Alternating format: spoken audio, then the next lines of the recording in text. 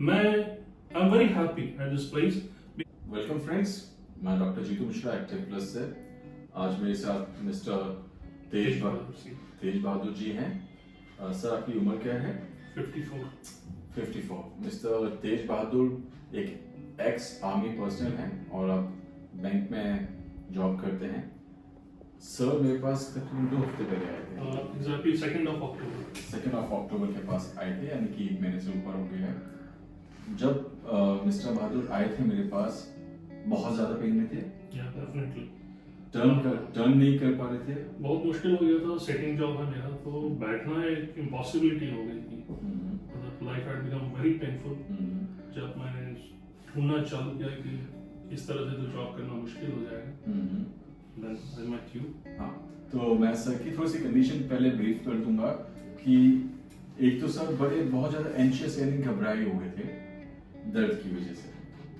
उस वक्त जब पेशेंट बहुत ज़्यादा दर्द में होता है तो उसको रिलीफ किसी भी कॉस्ट पे चाहिए होता है, जितने जल्दी हो, ताकि वो अपनी नॉर्मल सी अपना थॉट प्रोसेस को गैदर कर सके। उस वक्त इस तरह की फीलिंग नहीं थी, जो कि 4-5 सेशन के बाद आपको आना स्टार्ट हुआ। बात कॉन्फिडेंस की नहीं है कि इनको कॉन्फिडेंस थेरेपी पे था या अपने ठीक होने पे था। वो तो हमें भी इनिशियली किसी के बारे में कुछ भी नहीं पता होता। हम एक्सपीरियंस पे ही काम करते हैं। हर पेशेंट हमारे लिए एक जैसा ही होता है जब हम स्टार्ट करते हैं, है ना। इसीलिए हम फर्स्ट सेशन में या कंसल्टेशन में कोई हमसे पूछे सर क्या रिजल्ट मिलेगा, तो हम उसको 5% भी नहीं बोल सकते। ये बोल सकते हैं किसी को 5% हो सकता है, किसी को 10%, किसी को 50%, किसी को 100, क्योंकि उसकी प्रॉब्लम, उसका ड्यूरेशन, उसकी दिक्कतें अलग अलग होती हैं। हाँ, बट सर के लिए मैं भी थोड़ा सा वरीड था, क्योंकि सर की दिक्कत ज्यादा थी। नॉर्मल एक यंग आदमी आए तो पता ही है, उसमें सोचने की जरूरत नहीं कि वो रिकवर कर लेगा। हाँ, उसमें वो थॉट नहीं होते हैं। लेकिन जब आपके पास में एक हार्ड वर्किंग प्रोफेशनल आता है, उनके बातचीत से, इनके बताने से ये पता चल रहा था कि ये इनके एक्स्ट्रा काम करने का एडवर्स इफेक्ट है ना।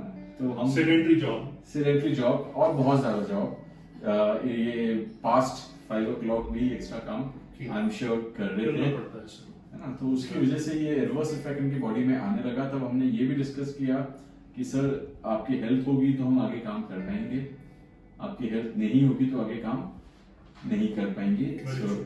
और उस वक्त इनके लिए वॉक करना भी मुश्किल था। हाँ सर, मुश्किल था, क्योंकि बॉडी में जैसे कुछ ऐसे दवा से टच हो जाता था ना, पूरी बॉडी में एक पेन की लहर होती थी। तो actually it was very difficult मेरे लिए। सो करके उठना एक पेनफुल एक्सपीरियंस था, और सीधे लेटना भी मुश्किल हो गया था मेरे लिए। मतलब मेरा बैक मुझको किसी तरह से सपोर्ट नहीं कर रहा था। तो आप सो भी नहीं पा रहे थे? नहीं, प्रॉपर्ली सो नहीं पा रहा। सो करके जैसे करवट में मुझको इस तरफ लेना पड़ता था, जिधर पेन नहीं था। जैसे राइट साइड में पेन ज्यादा था तो मैं अवॉइड करता था उस तरफ करवट लेना। तो मुझे इतना भी याद है कि जब ये इनिशियली आया तो मैंने एडजस्टमेंट किया तो कुछ खास एडजस्टमेंट भी नहीं हुआ था। इनिशियली कुछ नहीं हो पा रहा था, स्टिफ होता पूरा बॉडी। स्टिफ यानी कि इतना स्टिफ कि जितनी मैं फोर्स लगा रहा था वही वापस फोर्स मेरी बॉडी पे रिबाउंड हो रही थी, है ना। क्योंकि फोर्सेस तो डिस्ट्रॉय नहीं होती है, वो एक पार्ट से दूसरे पार्ट में ट्रांसफर होती है। तो वापस वो इतना स्टिफ था कि वो वापस मेरे हाथों के थ्रू मेरी चेस्ट पे जा रही थी, है ना। तो मैंने शायद इनको बताया भी होगा, आपसे ज्यादा स्टिफ मैंने भी इतनी रिसेंट टाइम में शुरू में आपने भी कहा था इट विल टेक टाइम थोड़ा सा। सो आप भी अगर व्यूअर्स फ्रेंड्स किसी को भी इस तरह की दिक्कत है जिसको समझ नहीं आ रहा है कि आप किस प्रॉब्लम से गुजर रहे हैं, दवाइयाँ खा चुके हैं। सर मैं यहाँ कुछ ऐड कर सकता हूँ? हाँ, देखिए, मैं जब यहाँ आया था तो I was under treatment for about 1.5 year। Military hospitals में मेडिकेशन ले रहा था। वेरी अनफॉर्चुनेटली उन लोगों ने डायग्नोज भी मुझको गलत किया था, राइट डायग्नोसिस भी नहीं हो पाई थी। उन लोगों ने मुझको न्यूरोसर्जन के पास भेजा था, और न्यूरोसर्जन ने मुझको जो मेडिकेशन किया था, they were all pain killers and some vitamin D, vitamin E, जो कि 1.5 साल से मैं लगातार खा रहा था, और सिचुएशन मेरी इंप्रूव होने के बजाय डिटोरेट हो रही थी। सो मैं रिकमेंड करूंगा सर को कि ऐसे लोग जो अदर हॉस्पिटल्स में they are under medication, under some doctors, मैं उनको एक बार जरूर सजेस्ट करूंगा कि आप अपने ट्रीटमेंट को अच्छी तरह से समझने के लिए या उससे निजात पाने के लिए एक बार सर के पास जरूर आए, क्योंकि I am sure not all the doctors are able to diagnose the back problems और the pain which you suffer at your back, इस तरह के बहुत सारे इशू हैं जो नॉर्मल हॉस्पिटल के डॉक्टर्स समझ ही नहीं पाते हैं।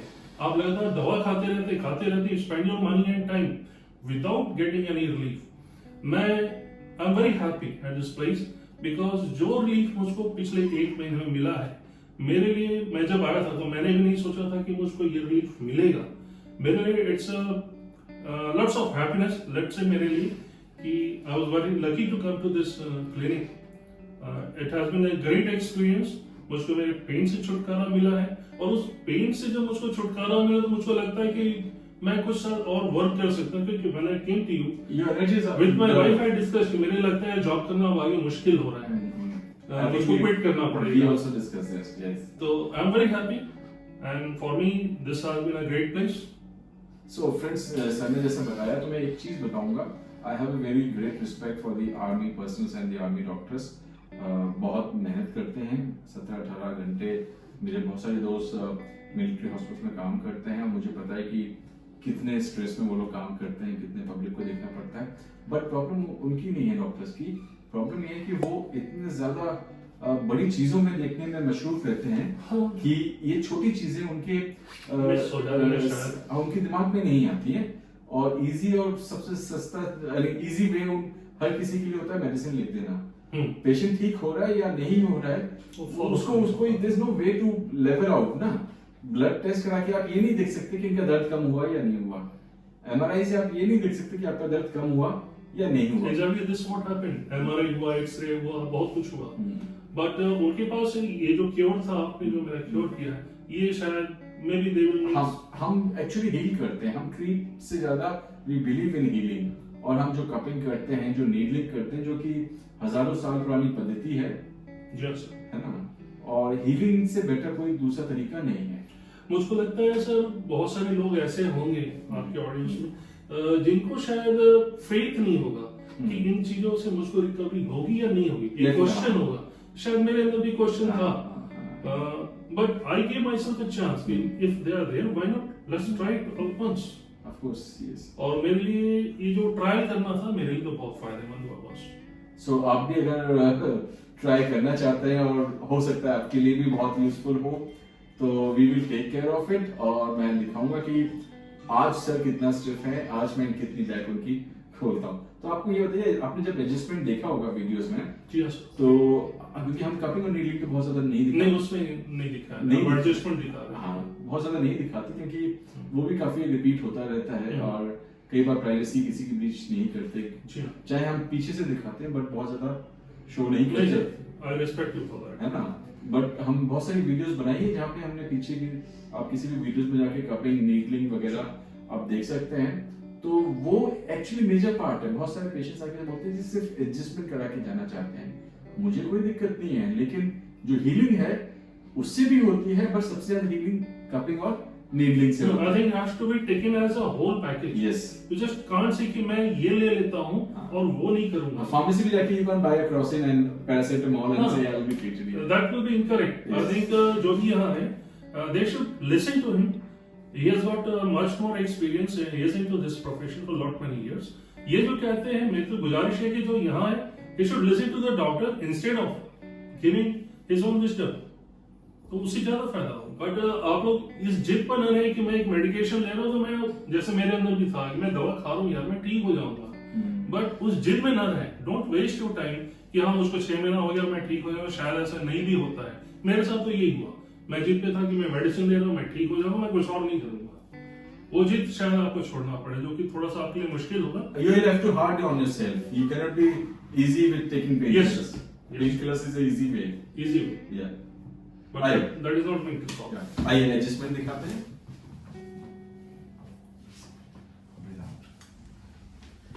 Oh nice.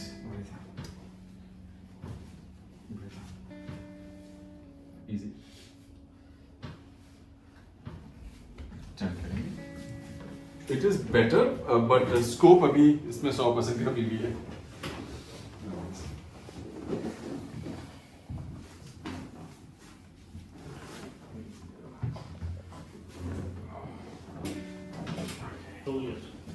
थोड़ा हो रहा है। नहीं हो रहा है।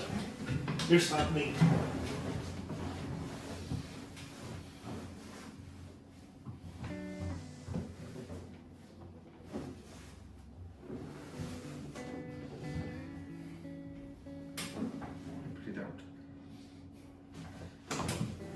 बहुत अच्छा हाँ